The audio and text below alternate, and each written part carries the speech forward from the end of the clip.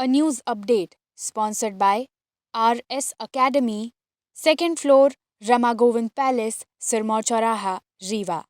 नमस्कार, विंध्या टाइम्स में आप सभी का स्वागत है। रीवा में विशेष ओलंपिक में 2 कांस्य पदक जीतने वाली सीता साहू के समोसे बेचने के बाद एक और दिव्यांग नेशनल चैंपियन इन दिनों आइसक्रीम बेचने को मजबूर है। 4 साल की कठिन मेहनत के बाद उसने ओडिशा के भुवनेश्वर में कलिंगा स्टेडियम में आयोजित एथलेटिक्स की 20वीं नेशनल चैंपियनशिप में ब्रॉन्ज मेडल जीता था।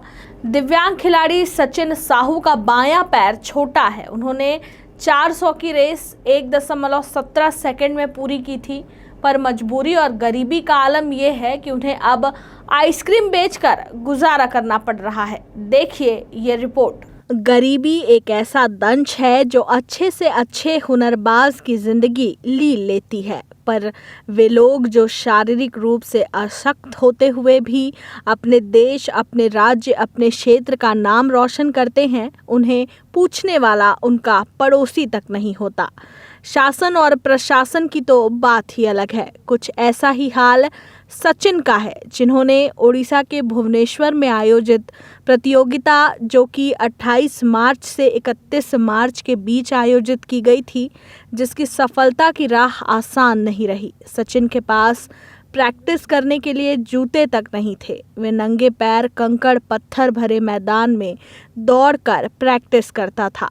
सचिन ने 2015 से 2019 तक क्रिकेट खेला, लेकिन दिव्यांग होने के कारण क्रिकेट में कुछ खास सफलता हाथ नहीं लगी। इस बीच ग्वालियर के एथलेटिक्स कोच बीके धवन से संपर्क हुआ, जिन्होंने एथलेटिक्स में आने को कहा। हालांकि एथलेटिक्स की भी डगर आसान नहीं रही। सबसे पहले ग्वालियर में ट्रायल हुआ, वहां से स्टेट टीम में सिलेक्शन होने पर भोपाल स्टेडियम पहुंचा, जहां कई दौर के प्रशिक्षण के बाद 2020 में नेशनल क्वालिफाई किया गया, लेकिन कोविड के कारण प्रतियोगिता रुक गई। बाद में 2021 में 100 मीटर की प्रतियोगिता आयोजित हुई, जिसमें सचिन को चौथा स्थान मिला।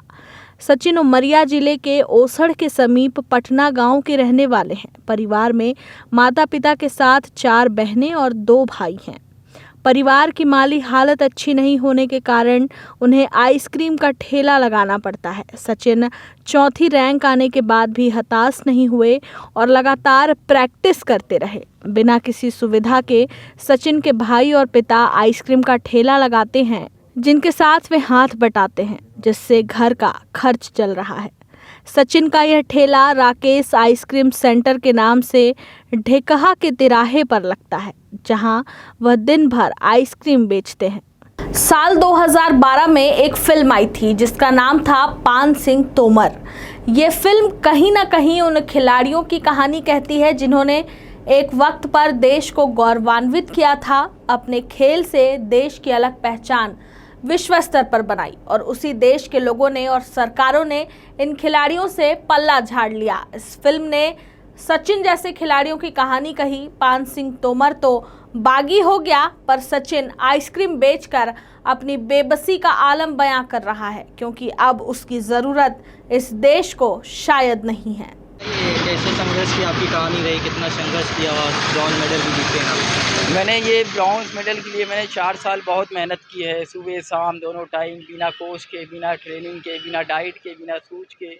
और मेरे पास ग्राउंड भी नहीं है। ग्राउंड जिस तरह है तो लोग जिस तरह मैं ग्राउंड में मैं जिस ग्राउंड में मैंने प्रैक्टिस की है, उस ग्राउंड में लोग बाग चलना पसंद नहीं करते। इतना खावड़ खुबर ग्राउंड है और वहाँ ऐसे कंडीशन है, गड्ढे भी रहते हैं।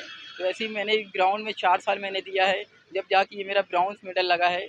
और जैसे कि अब ब्रॉन्ज मेडल लगने के बाद गवर्नमेंट को ध्यान देना चाहिए, स्टेट गवर्नमेंट और यहाँ जो रीवा प्रशासन है उनको भी ध्यान देना चाहिए, पर ऐसा कुछ भी नहीं है। और मैंने ये स्टार्ट 2015 से किया था। सपना तो मेरा क्रिकेटर बनने का था, तो मैंने 2015 से 19 तक मैंने क्रिकेट खेला। क्रिकेट में पता चला कि मेरा कोई फ्यूचर ही नहीं है क्रिकेट में, तो मैंने पैरा ओलंपिक के बारे में पता चला। मेरे बीके धवास सर, उनसे कॉन्टेक्ट हुआ। फिर मैंने 2019 से पैरा ओलंपिक के लिए तैयारी स्टार्ट कर दी।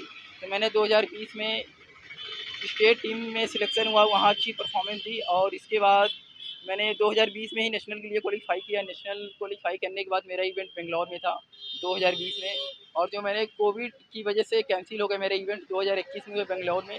और बेंगलोर में होने के बाद मेरे पास उस टाइम भी बड़ी दिक्कत थी, मेरे पास शूज़ नहीं थे, तो मेरा जो 400 फाइनल था तो मेरी उसमें रैंक नहीं लगी, मेडल नहीं लगा, 4th रैंक उसमें लगी, मेडल नहीं लगा। फिर उसके बाद मैंने थोड़ा निराश ज़रूर हुआ था, इतनी मेहनत करने के बाद आपका मेडल ना लगे। उसके बाद मैंने कोशिश अपनी प्रैक्टिस जारी रखी रही, फिर कुछ ना कुछ अच्छा होगा। मैंने वही चीज़ लेके मैंने सर जो मेरे ब्रिजेश सर हैं उन्होंने थोड़ा समझाया, सपोर्ट किया कि नहीं लगेगा अगली बार, भले तेरे पास कुछ सपोर्ट नहीं है पर तू करता रहे। और मैंने उनकी बात मान के अपनी प्रैक्टिस जारी रखी, और फिर 2022 में मैंने बढ़िया परफॉर्मेंस किया बिना कोई सुविधाएँ के। 100 मीटर में मैंने क्वालिफ़ाई किया नेशनल, और 400 में मैंने नेशनल क्वालिफ़ाई किया। और मेरा इवेंट 2022 में भुवनेश्वर उड़ीसा में था, 27 से 31 मार्च तक मैंने वहाँ फिर परफॉर्मेंस अच्छी दी। स्पाइक शूज़ ना होने के बाद भी मैंने मेडल लगाया, ब्रॉन्ज़ मेडल लिया। और आगे क्या कैसे करना चाहते हैं, क्या तैयारी? आगे मैं यही करना चाहूँगी गवर्नमेंट ध्यान दे, मेरा मेन टारगेट है ओलंपिक में मेडल जीतना। अगर गवर्नमेंट और स्टेट गवर्नमेंट अगर सपोर्ट करेगी तो मेरा फ्यूचर बहुत अच्छा होगा कि मैं जितना मैं मेरे को 4 साल एक मेडल लाने में लगा है तो इतना समय ना लगेगा, 1-2 साल। मेरा मेन टारगेट है ओलंपिक में मेडल, जितना भी एशियन गेम्स है उसके लिए मेरी तैयारी चल रही है, और अभी तक गवर्नमेंट कहीं से भी कोई मदद नहीं है। फैमिली में कौन-कौन?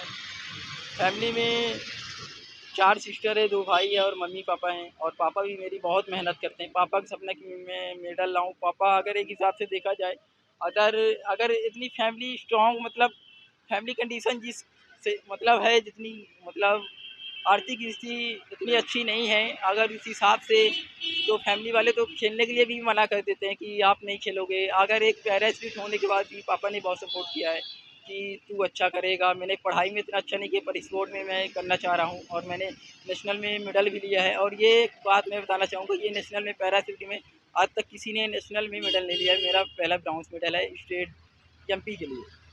ये कुल्फ़ी आइसक्रीम का ठेला भी लगा रहे हैं आप। हाँ, लगा रहे हैं, क्योंकि इसलिए भी लगा रहे हैं क्योंकि मैं ये 4 साल से मैं कर रहा हूँ, और गवर्नमेंट ध्यान नहीं देती, और आने जाने का जो भी खर्चा है, जो मेरा डाइट का है, प्रैक्टिस का है, इसी से मेरा खर्चा निकलता है। इससे प्रैक्टिस पे भी आपके फ़र्क पड़ेगा काफ़ी। नहीं, प्रैक्टिस पर भी फ़र्क पड़ता है, क्योंकि अपने को काम भी 10 घंटे करने हैं, ग्राउंड में भी देना है, और उस हिसाब से रेस्ट भी चाहिए, तो प्रैक्टिस पर भी थोड़ा बहुत फ़र्क पड़ता है। और मेन चीज़ क्या होता है, अगर आपको अच्छी डाइट मिले तो ज़्यादा बेटर रहता है। एक एथलीट को ज़रूरत रहती है एक अच्छे कोच की, और एक अच्छी डाइट की ज़रूरत रहती है। A news update sponsored by RS Academy, second floor, Rama Govind Palace, Sirmaur Chauraha, Rewa.